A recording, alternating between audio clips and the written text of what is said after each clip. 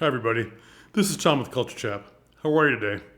So, today I want to talk about something fun, a show that will sell and sell and sell. Pardon me. It's Charles Ludlam's The Mystery of Irma Vep. It's wonderful. It's a wonderful show. Now, a lot of people in the Americas shy away from this show. Not so much in Mexico and the upper parts of South America, but parts of the south of the United States and Canada think it's too much. They consider it a gay show, even though it's not necessarily that. The problems lie in the structure of the show. Now, there's only two players, and they play a variety of parts. I think 8 parts in total. There are constant quick changes. I think about 30 quick changes in total. Each change is a quick change. That's hard. I think the problem is that the script, when you get it, stipulates, and you can't break this rule, that the performers who play both sexes, okay, either the performers must be 2 men or 2 women. Must be. Or else you get one of those cease and desist letters if you go against that. Yeah. So at the moment, there's a problem with drag in the American South, and I don't want to get into that. But the Mystery of Irma Vep has proved itself over and over again since its creation in 1981 in New York. Now, this was sort of in the era of gay theater, but the show isn't necessarily gay. You can make it more gay, but there's really nothing in the show that says gay, that says anything. They play a variety of parts. I think because the original, and most of the time it's done, is 2 men in drag, but they're constantly changing in and out of drag into men's costumes. So the maid Jane also plays the husband Edgar. And on and on and on. I'm not going to go through every character. Nicodemus and the lead, which I'm blanking on, the lead female, Nicodemus is a male, she's a female. So hopefully your area is not having a problem with this kind of thing because it's not about drag. Not really. That's just an incidental part of the script. The script is really fun. Yes, it came from gay theater originally. Yes, it was performed by a gay couple. Charles Ludlam wrote it for himself. Arguably, he wrote the more exciting part for himself. But both parts, both actors or actresses, have really good parts. It's what you bring to it. Now, I see criticisms that it's just too campy. But I also see from the same companies that say it's too campy to take on that they don't really know what camp is. And camp has kind of taken on these different connotations. Elvira, Mistress of the Dark, is campy. She's meant to be campy, okay? She's in on the joke. We're in on the joke.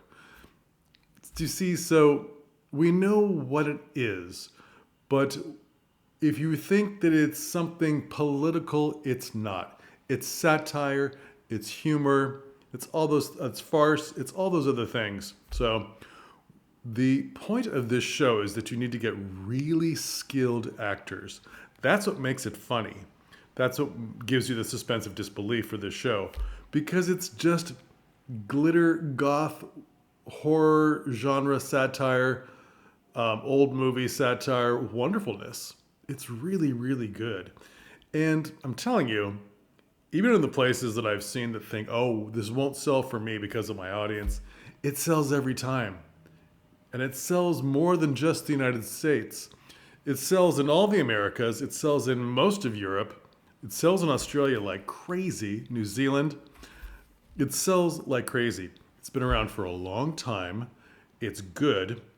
In the scheme of what's out there, play-wise, to do something fun, campy, gothic, Halloween, horror film send-up, old movie send-up, there's not a lot of options, but people like it. Case in point, of the countries I see that don't want to about to run down a list in my mind, but I won't say it aloud.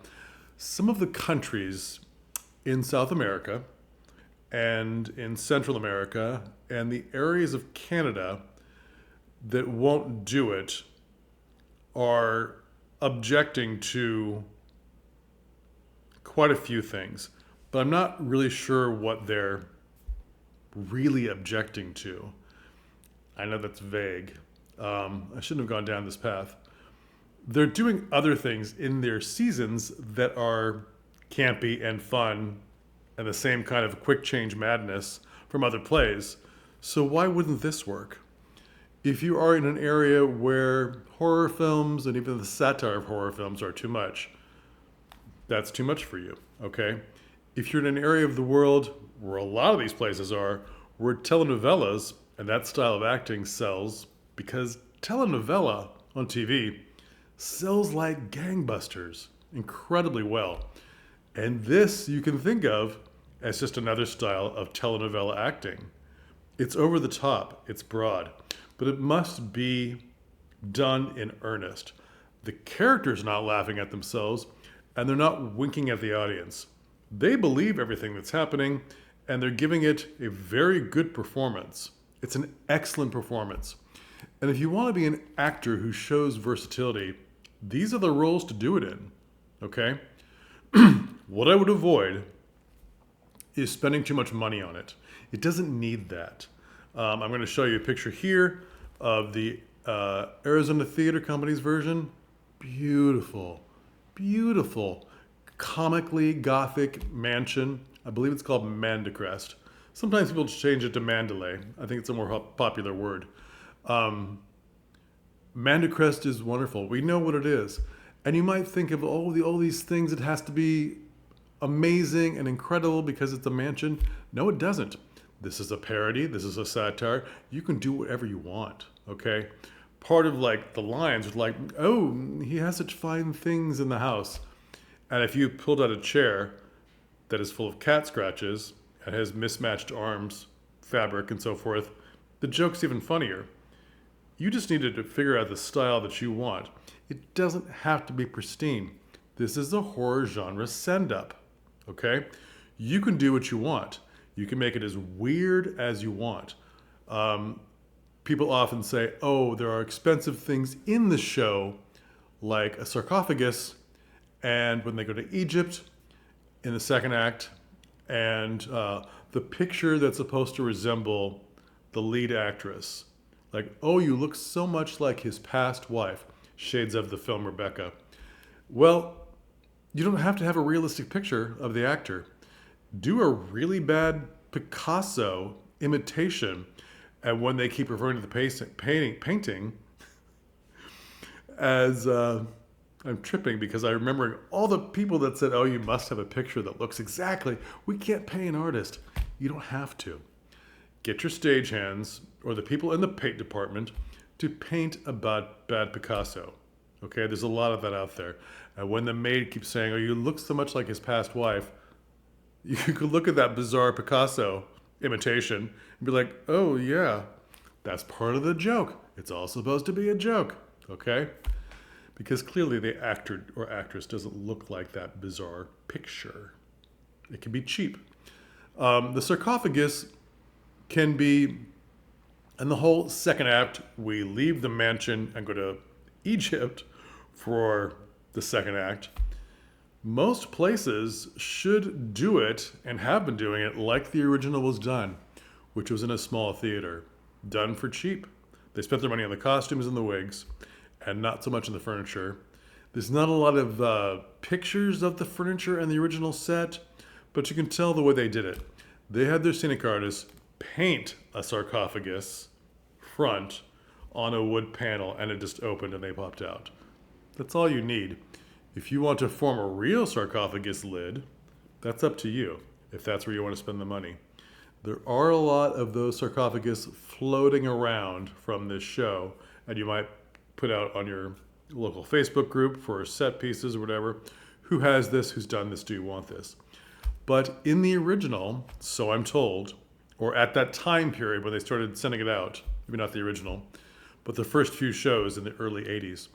They just drew the curtains in, and Egypt was just this black area where they kept over in Egypt, and then they come across the sarcophagus, which is just this door with the Egyptian sarcophagus painted on it.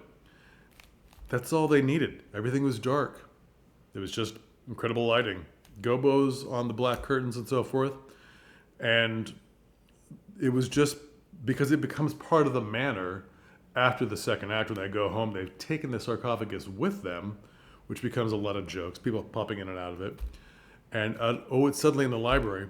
Well, just pull the curtains back and you have Mandalay again, or Mandacrest. How do you hide it in the first act? Put a panel over it. Remove it. A panel of fake books. Don't go crazy with making the set perfect. I worked on probably one of the most expensive versions of this show at Cal Shakes in Berkeley, California. It was beautiful.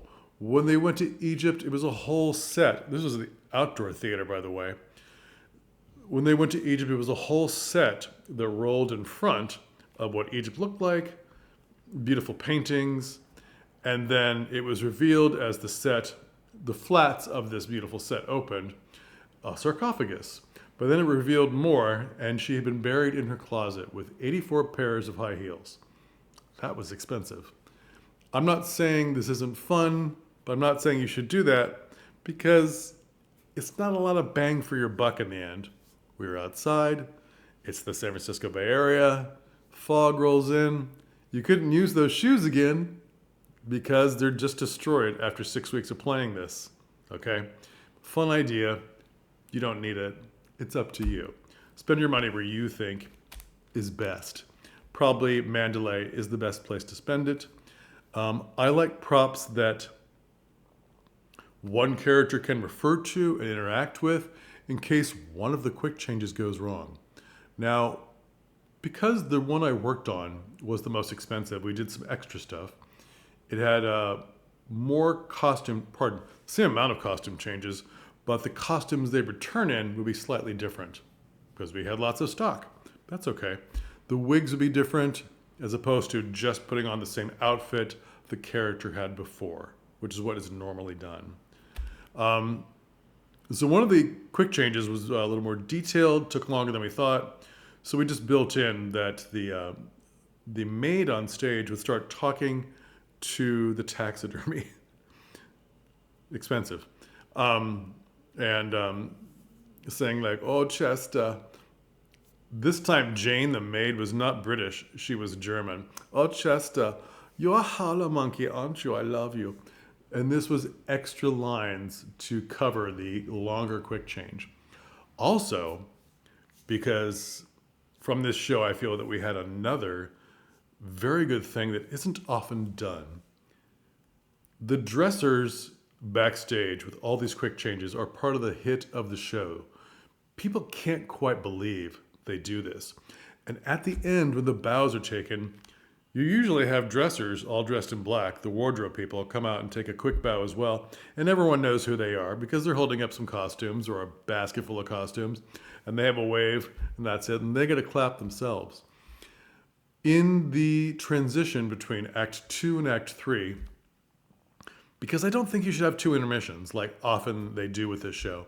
I think Act 1, Act 2 and 3 should be put together. The change from Egypt should be simple.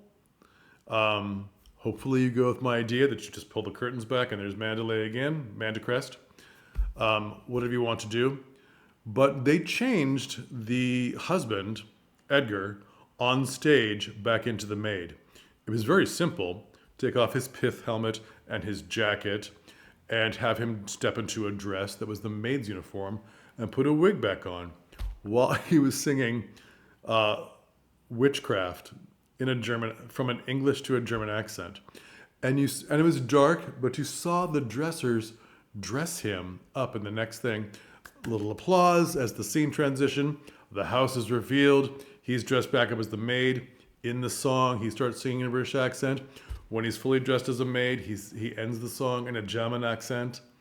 Very funny. So people know, in case they're not so bright, dressers are doing this backstage. And when they come out at the end, we will give those same people a round of applause. I think it's a very clever idea. Now, that also makes the show slightly longer, but it gives a little glimpse into how the sausage is made, if you will. And I think it's good for this kind of show. We're all on the same page. Oh, is there more than two actors? No, there's not. There are things in the third act with a werewolf, a vampire, a prisoner behind bars, if you want, hands reaching out, the two actors on stage, and hands reaching out with claws, tapping on a window pane. And that is clearly a stagehand. So it appears a few times that there are more than two actors in the show. There's not. There's just stagehands. It's what you want to do. So I think that, again, you shouldn't spend much money. We know what we're doing here. This is a Halloweeny send-up. You don't need a perfect werewolf mask. In fact, I really enjoyed the version I saw where they had very nice werewolf hands. Clearly fake, but like they put some fur from an old fur coat as sleeves so the guy could really reach out, which I thought was fantastic. And then when revealed, it was just a plastic child's werewolf mask. Huge laughter. Huge laughter. The other hands that reach out, the ghost hands or the prisoner behind walls, they were just muslin things wrapped around and hanging over, and they reached out and so forth, and there was like a sheer thing over the head. That's all you needed. We know what it is. It was stained with coffee. Really good. Really good. There's definite coffee rings on it, which you had to catch, but the closer you were to the event, the better. There's lots of running around. Your costume should be well-wearing, built like amazingness. The actors almost never take off their shoes. That would make this quick changes too long. So neither actor wears high heels. It's not that show. Floor-length things. So Edgar, the husband, is always sort of in kind of jodhpurs, a little bit in boots. Always. He never changes. He just changes what's on top. The dress goes over the whole thing. He's in boots. Goes to the ground. When he goes to Egypt, jacket on, ascot, a little cap, a pith helmet. That's it.